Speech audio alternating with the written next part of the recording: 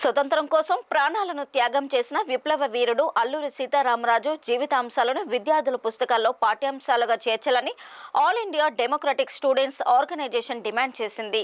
అల్లూరి 127వ జయంతిని పురస్కరించుకొని విశాఖ నగరంలో ఏఐడిఎస్ఓ ఆధ్వర్యంలో విద్యార్థులు ర్యాలీ నిర్వహించారు.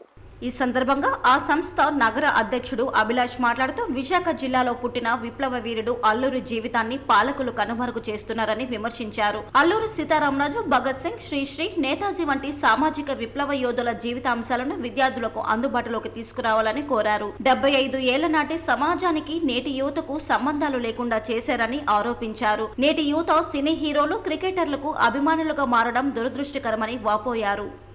అల్లూరి సీతారామరాజు గారి 127వ జయంతి కార్యక్రమాలను విశాఖపట్నం నగరంలో విశాఖ నగర కమిటీ ఆధ్వర్యంలో ఈరోజు పెద్ద ఎత్తున జరుగుతుంది. అదేవిధంగా అల్లూరి సీతారామరాజు గారి శతవర్ధంతి నిర్వహణ కమిటీ ఆధ్వర్యంలో కూడా ఇది జరుగుతుంది. పబ్లిక్ కమిటీ ఆధ్వర్యంలో గుర్తుపెట్టుకోవాలి, మనమంతా కూడా అల్లూరి సీతారామరాజు గారి తాలూకా జీవిత పోరాటం అనేది ఈరోజు అందరికీ చాలా ఆదర్శనీయము.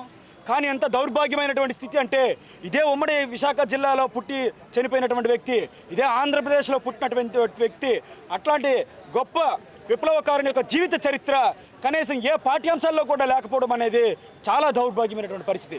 ఈరోజు గొప్ప వ్యక్తుల యొక్క ఆశయాలు, వాళ్ళ యొక్క జీవిత చరిత్ర, వాళ్ళ యొక్క ఆలోచనలు, వాళ్ళు ఏవైతే సాధించాలనుకున్నారో వీటన్నిటిని కూడా ఈరోజు విద్యార్థులు తెలియజేయడం లేదు.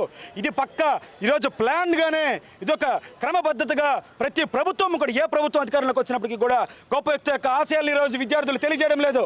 భగత్ సింగ్, నేతాజీ సుభాష్ చంద్రబోస్, అల్లూరి సీతారామరాజు, ఖుదీరామ్ బోస్, లేకపోతే మహాకవి శ్రీశ్రీ, ఇట్లాంటి గొప్ప వ్యక్తులకు పాఠ్యాంశాలు ఈరోజు చేర్చడం లేదు. ఈరోజు వాళ్ళు చేర్చితే వాళ్ళ స్ఫూర్తిని విద్యార్థులు కానీ తీసుకుంటే గన ఈ ప్రభుత్వాల యొక్క దోపిడికి వ్యతిరేకంగా, నిరంకుశత్వానికి వ్యతిరేకంగా, విద్యార్థులు ఎదుర్కొంటున్న సమస్యలకు వ్యతిరేకంగా పోరాడతారు. కాబట్టి ఈ యొక్క ప్రభుత్వాలన్నీ కూడా ఈరోజు కుట్రతో కుతంత్రాలు పన్ని ఈరోజు విద్యార్థులకు, గొప్ప వ్యక్తుల యొక్క జీవిత చరిత్రను ఈరోజు చెప్పడం లేదు.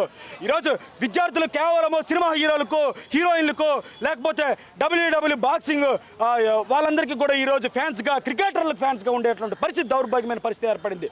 75 సంవత్సరాల క్రితం ఉన్నటువంటి సమాజము ఇప్పుడున్న సమాజానికి లింక్ తెగిపోయింది.